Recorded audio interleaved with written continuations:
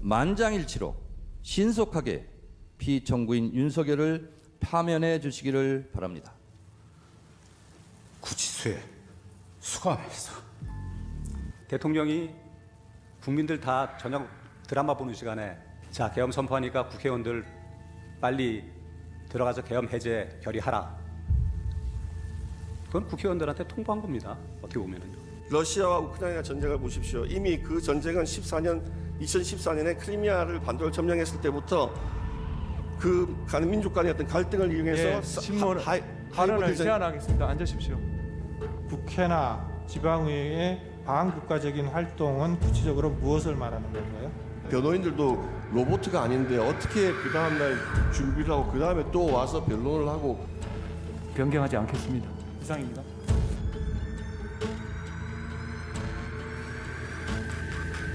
예, 지금부터 2024 헌납 8 대통령 탄핵 사건에 관한 제2차 변론을 시작하겠습니다. 피청구인 윤석열은 아직도 자신이 무슨 잘못을 했는지 모르고 있을 뿐만 아니라 계엄과 독재 시도를 정당화시키려는 궤변을 늘어놓고 있습니다. 그를 파면함으로써 하루빨리 대한민국을 정상으로 돌려놓아야 합니다. 위헌 위법한 비상계엄을 선포하여 피로써 지켜온 헌법을 총칼로 파괴하려 했던 피청구인 윤석열을 파면함으로써 얻을 헌법 수호의 이익이 여타의 손실보다 압도적으로 크다 할 것입니다. 프랑스 소설가 알베르 까미는 어제의 범죄를 벌하지 않는 것은 내일의 범죄에 용기를 주는 것과 똑같이 어리석은 것이다 라고 일갈한 바 있습니다. 아울러 지연된 정의는 정의가 아닙니다. 자랑스러운 대한민국 민주주의 역사의 여정에서 돌출된 헌법의 적, 민주주의 적이 다시는 준동하지 못하도록 만장일치로 신속하게 피청구인 윤석열을 파면해 주시기를 바랍니다. 존경하는 헌법재판관님들의 현명한 판결을 기대합니다. 끝까지 경청해 주셔서 감사합니다.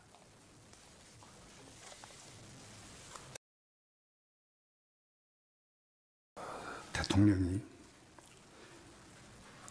대한민국 헌법의 명령에 따라서 비상계엄을 선포했습니다. 그런데 국회 과반수 세력이 대통령을 내란죄로 몰아서 위법하게 탄핵 소추를 했고 다 대통령을 체포하겠다고 위협해서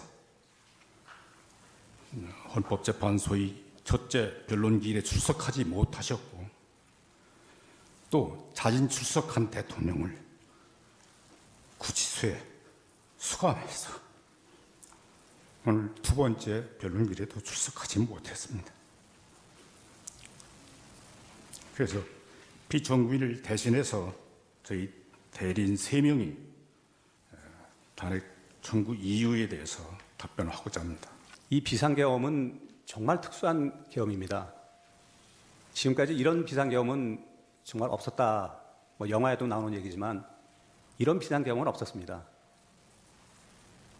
국회의원 단 한 명도 체포된 적 없고 유혈 사태 한 건 나지 않았고 국가에 어떠한 피해도 입히질 않았습니다.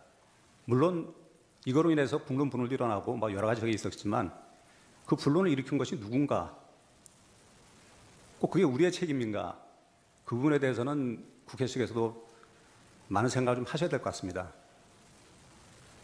이 계엄은 아시겠지만 평화적 계엄이었습니다.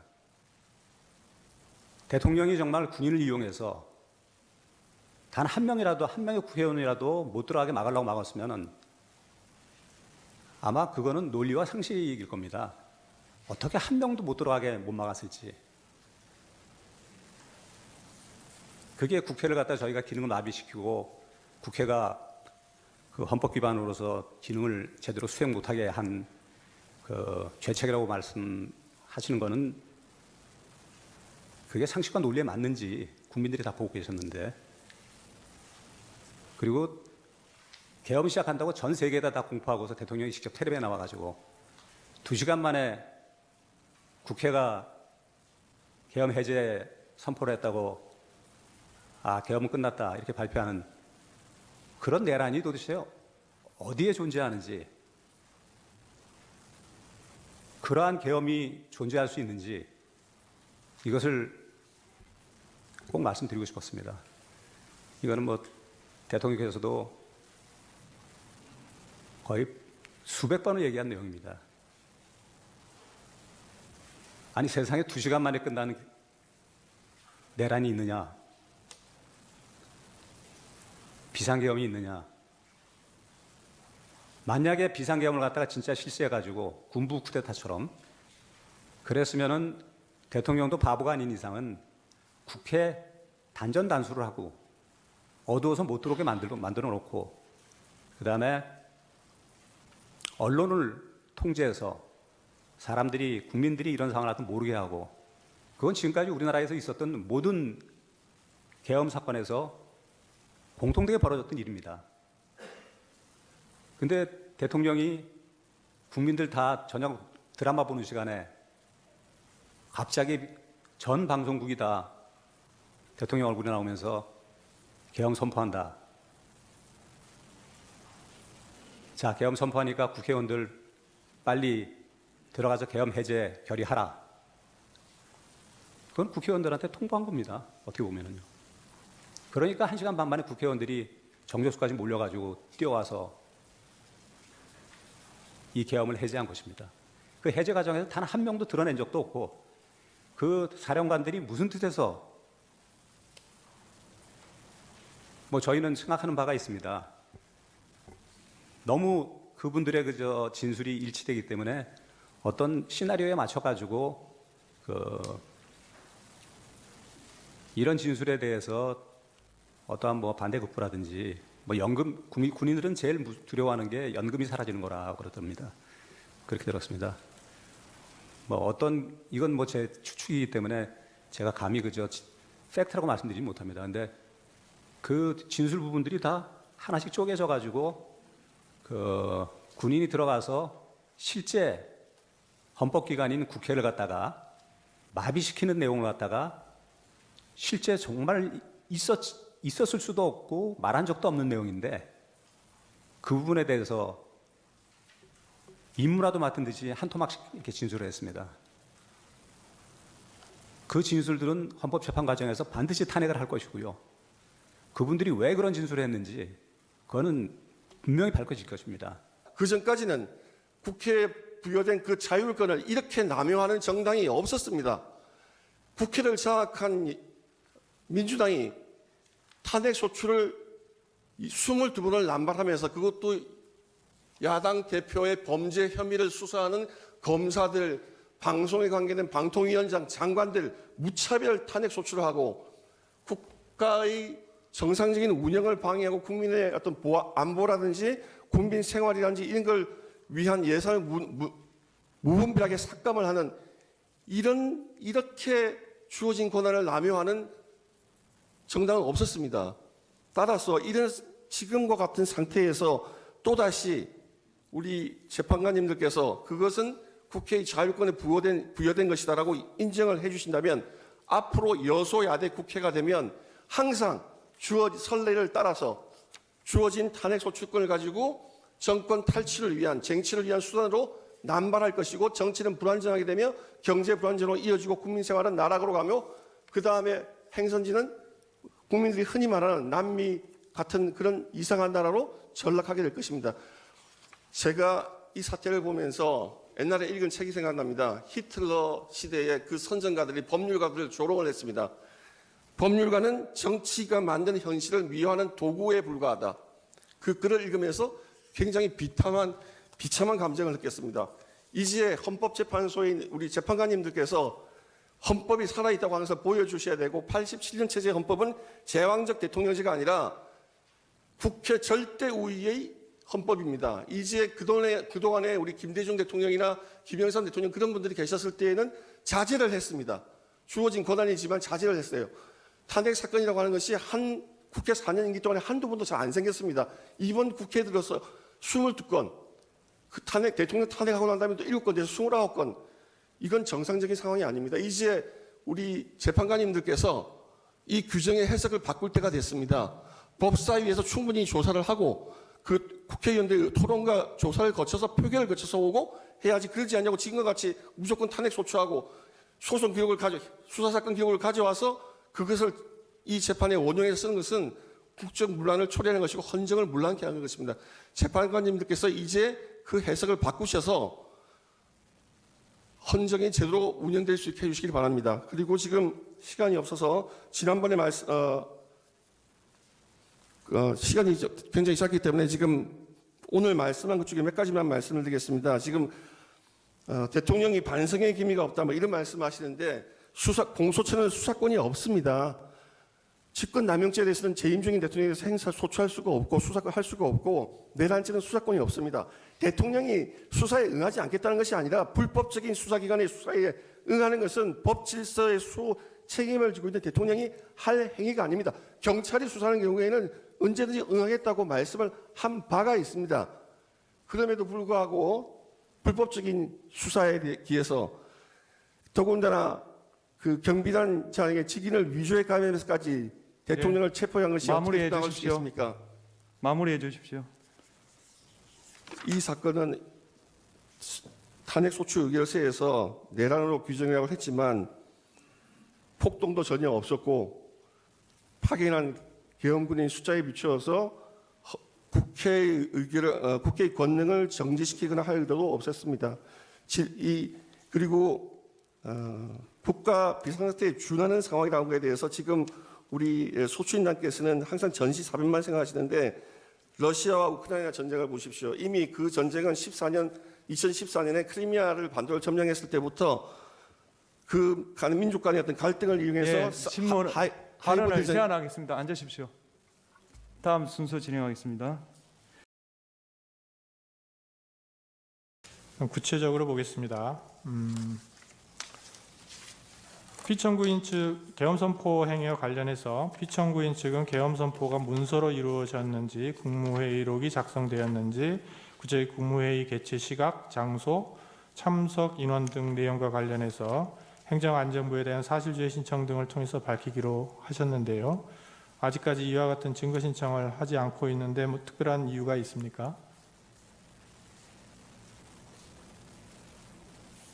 행안부의 사실조회 신청을 통해서 그때 국무회의가 있은 건지 그 내용, 시간, 참석자 이런 부분들을 사실조회 신청을 통해서 증거 신청을 통해서 밝히기로 하셨는데 사실조회 신청을 아직까지 안 하고 있으셔서 그 부분을 뭐 아예 사실 그 문서 송부 촉탁이 지금 국무회의에 대한 문서 송부 촉탁이 기존에 청구인 측에서 한 것이 나왔습니다. 그래서 그 해제에 관한 그 문건이 있고 그래서 그 회의록 작성과 그 부서 여부에 대해서 행안부에서 사실조회 신청을 하겠습니다.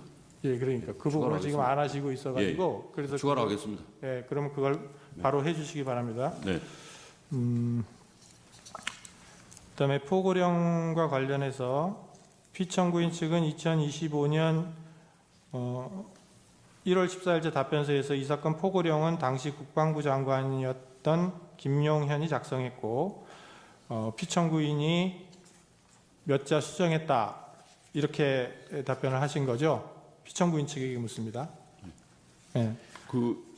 지금 포고령에 대해서는 이 포고령에 대해서 이 사실조회로 사실조회로 된다 말씀하셨는데 그 부분은 김용현 장관의 증인 신청을 통해서 김용현 장관이 그 부분에 관련해서 증인 신문을 통해서 밝히겠다 이런 말씀이신가요? 그러니까 우선 이제 1월 14일자 답변서 3을 내시면서 그 답변서에는 당시에 국방부 장관에는 김용현이 작성을 했고 그리고 피청구인이 몇 자 수정을 했다 이렇게 답변하신 게 맞습니까? 네. 그다음에 그러면 피청구인 측은 이 사건 포고령이 발령되기 전에 피청구인이 포고령을 확인한 것은 맞다 그런 거죠? 그 취지는 맞는데 일부 문구를 수정하는 한도 내에서만 관여했다 이런 말씀이십니까? 그거는 구체적인 것은 구체적인 내용은 김영현 장관 그 증인 신문을 통해서 정확히 서면에 그렇게 써져 있어서 여쭤보는 네, 겁니다. 네. 그 김영현 증인을 물어본 후에 명확하게 답변할 수 있겠다 네, 이런 그렇습니다. 취지십니까? 네, 예. 그 다음에 피청구인 측에서 쓰신 내용입니다. 이 사건 포고령은 그 표현과 달리 국회나 지방의회 정치 활동을 전면적으로 금지한 것이 아니라 비상계엄이 유지되는 동안 방한국가적 활동을 못하게 막기 위한 것이다. 이렇게 밝히셨죠? 그러면 이 사건 포고령으로 막으려고 했던 국회나 지방의회의 방한국가적인 활동은 구체적으로 무엇을 말하는 건가요?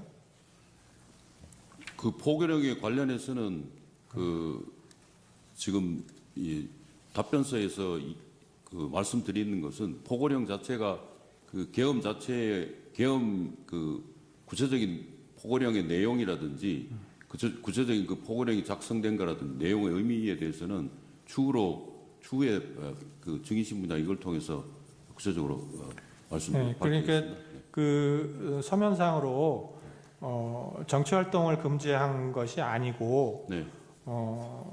비상계엄이 유지되는 동안에 방한국가적인 활동을 못하게 막기 위한 것이다. 이렇게 서면에 기재를 하셔서 네. 그러면은 도대체 국회나 지방의회의 방한국가적인 활동이라는 게 뭐냐 막으려고 했던 그거를 밝혀달라 이런 말씀입니다. 알겠습니다. 예. 그 포고령의 내용에 대해서 구체적인 것은 그 자체 국회의 정상적인 활동을 제한하고자 포고령이 지금 그 포고령에 있는 것은 아닙니다. 그래서 그 부분에 대해서 정리해서 그러니까 그 이유에 대해서 네, 이유에 대해서 정리해서 구체적으로 서면으로 답변을 해주시기 바랍니다. 그다음에 군경을 이용한 국회 활동 방해 관련해서 피청구인 측에서는 국회에 군경을 투입한 이유나 경위 등에 관한 답변으로 1월 14일자로 답변서 3을 제출하셨죠. 네. 그래서 피청구인이 국회에 군경을 투입하도록 지시한 사실 자체는 인정하신다는 거고, 다만 그 목적이 국회 해산이나 기능마비는 아니었다 이런 말씀이신 네. 거죠. 그러면 그리고 또 나아가서 병력을 국회에 투입한 것은 야당의 망국적 행태를 알리기 위한 것이다는 것이죠.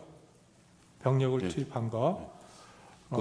그 병력 투입한 것은 이제 질서 유지로. 그러니까 근데 네, 이제 맞습니다. 서면에는 예. 국회에 병력을 투입한 것은 야당의 망국적 행태를 알리기 위한 것이다라고 쓰셔서 그러면 병력을 국회에 투입한 것과 야당의 행태를 알리는 것이 어떤 상관관계가 있는지를 설명해 주셔야 될 것 같은데 그 부분이 안 나와 있어서 네. 그러면 추가적인 그 부분에 대해서는 추가 보충서나 답변서에 예. 보충서면으로 제출하도록 하겠습니다. 그러니까 일단은 써낸 내용에 네. 대해서 제가 질문을 드리는 겁니다. 네. 그거에 대한 설명도 네. 서면으로 보충해서 내주시기 바랍니다. 네. 예, 이상 쟁점 정리를 마치겠습니다. 그러면 다음 기일에 대해서 말씀드리겠습니다. 제3차 기일은 1월 21일 오후 2시, 그 다음 4차 기일, 5차 기일은 1월 23일 오후 2시, 2월 4일 오후 2시입니다.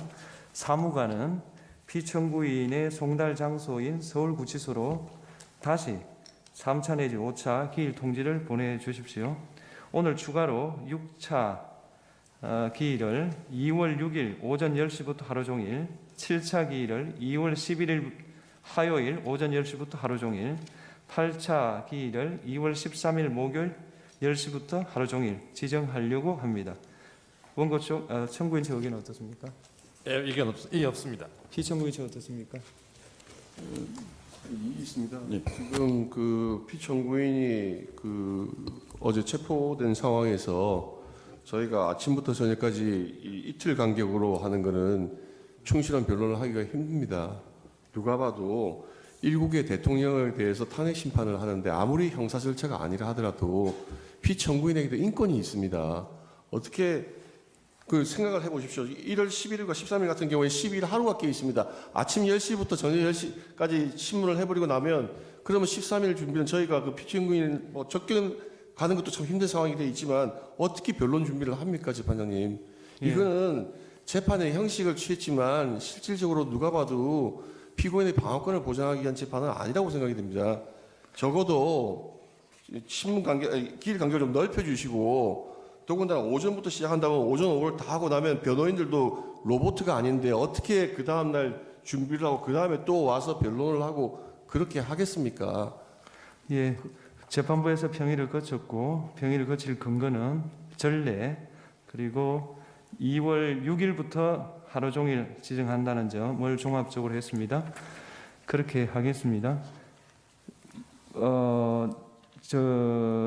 기일은 2월 6일 오전 10시부터 하루 종일, 7차 기일은 2월 11일부터 오전 10시부터 하루 종일, 8차 기일은 2월 13일 목요일 오전 10시부터 하루 종일 하고요. 사무관은 피청구인에게 6차 내지 8차 기일 통지서를 서울구치소와 관저 둘 다 송달하십시오. 그리고 정인 김용현 정인 신문 기일은 2월 6일 오후 2시로 지정하겠습니다. 김용현 정인에 대한 기일 통지서를 사무관은 아마 서울구치소에 있을 것 같은데 하여튼 피청구인의 송달 장소를 받아서 보내주시기 바랍니다. 재판장님, 이렇게 선례라고 말씀을 하시는데 예. 그 선례 다음에 온 사태가 어떤 것이었습니까? 그 선례 다음에 양승태 대법원장이 비인간적인 재판을 받은 걸 기억을 합니다. 저는 그게 얼마나 가혹하고 반문명적인 재판이었습니까? 아무리 대통령이 지금 직무 정지된 기간을 짧게 해야 될 사유가 있다 손 치더라도 저희도 세계 10위권에 들어가는 문명국가인데 대통령의 인권이 난파된 간첩보다 못합니까? 아무리 형사재판이 아니고 헌법재판이라고 하지만 대통령에게도 인권이 있습니다. 난파된 간첩이나 북한하고 직통으로 연결되는 그런 피고인을 재판할 때에도 이렇게 하지는 않았다고 저는 생각합니다. 재판부에서 충분히 논의를 거쳤습니다. 변경하지 않겠습니다. 이상입니다. 재판장님, 김용현 증인 관련해서 말씀드릴 게 있는 데 지금 말씀드리려다 그렇습니다. 네, 죄송합니다. 말씀해 보십시오. 예, 말씀해 보십시오. 예, 김용현 증인은 소초인 측에서 청구한 모든 증인들에 다 연결되는 증인입니다. 네. 그래서 김용현 증인의 진술을 먼저 듣고 그 다음에 소초인 측에서 신청한 증인들의 진술을 증언을 듣는 게 재판 절차상 실체적 진실을 가리는데 합당할 것으로 보입니다. 그 내일 한번 의논해 보겠습니다. 네, 재판장님 꼭 부탁드립니다. 최소한 동시적으로는 진행되어야만 그 형평성과 피고인의 피청구인의 방어권에 합당하다고 생각합니다. 동시라는 게 누구와 동시를 말합니까? 지금 소초인 측에서 신청한 증인 5명과 관련돼서 모두 김용현 증인과 연결되어 있습니다. 따라서 만약에 김용현 증인을 먼저 신문하지 못하신다면은 최소한 소치인들 증인 신문할 때 각각 김용현 증인이 나와서 반대 신문 또는 저희가 반대 질문을 할 수 있도록 기회를 주십시오. 그거는 좀 힘들 것 같고요. 김용현 증인 신문 기일을 앞당기는 문제에 대해서는 내일 토론을 해보겠습니다. 네, 지금 경우에는 기일에 제가 기억으로는 23일로 기억합니다만 청구인 신청한 증인들만으로 그 기일이 되어 있습니다. 네. 재판관님들 너무나 잘 아시는 것처럼 이 사실관계를 둘러싸고 첨예하게 대립하고 있습니다.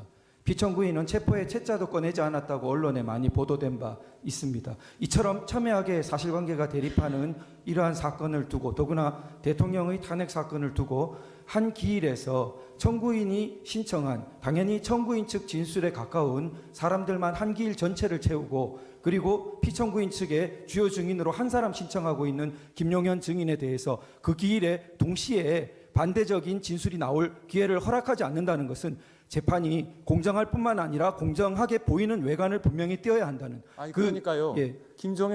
김용현 증인은 앞으로 바꾸는 문제에 대해서 논의를 하겠다고 그러잖아요. 예, 23일 날 제가 안 된다고 말을 안 했는데 왜 그렇게 말씀하십니까? 꼭 부탁드리는 취지로 말씀드렸습니다. 김용현 증인 먼저 할 수 있습니다. 네, 네.